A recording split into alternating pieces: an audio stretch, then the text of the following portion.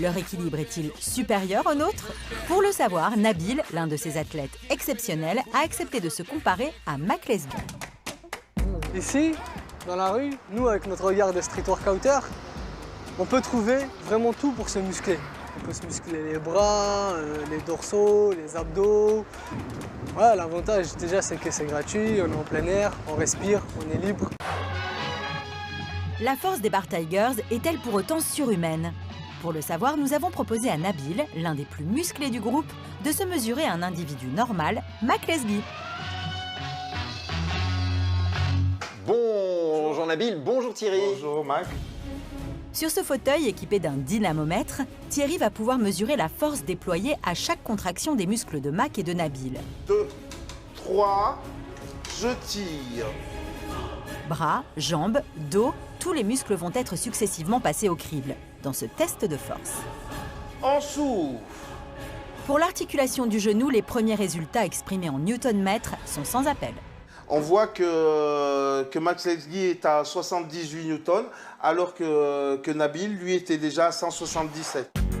En clair, la force de Nabil lui permet d'exécuter ses gestes 2 fois plus vite et donc avec 2 fois plus de puissance.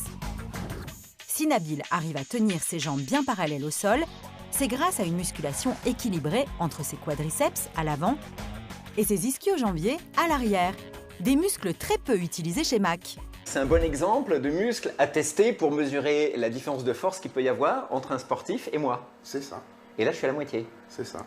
Ouais, c'est pas une très bonne nouvelle. Mais attention, si Mac déploie moins de force, c'est aussi à cause de sa différence d'âge avec Nabil.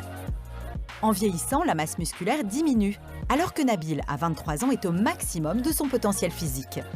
Même s'il s'entraînait comme Nabil, Mac Lesguy, à son âge, ne pourrait jamais égaler ses performances. Allez, 6 fois. Et 1, et 2.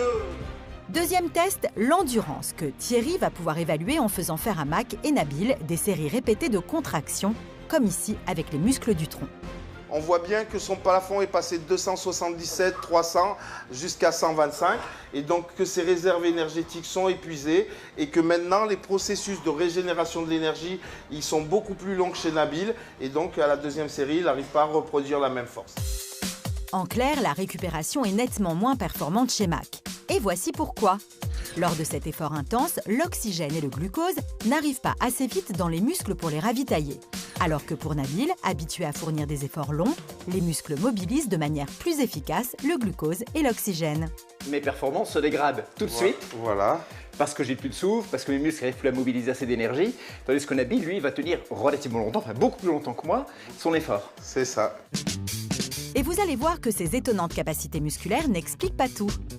Ces performances acrobatiques doivent beaucoup à un organe auquel on ne s'attend pas, l'oreille.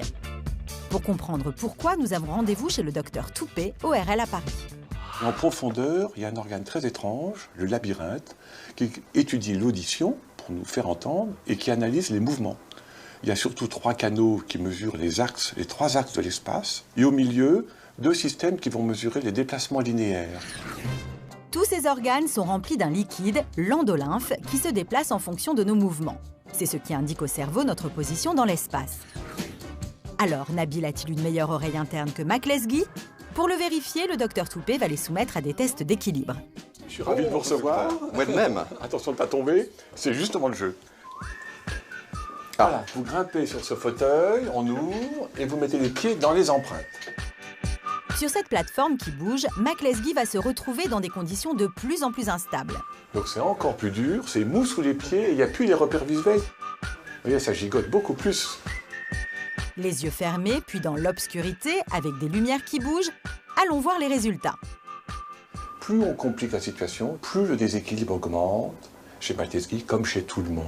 Et dans les conditions sur plateau instable, on voit là l'immense dépense énergétique qui a été faite pour contrôler tout ça. Il a failli tomber, il s'est rattrapé de justesse. Donc on l'a mis en péril.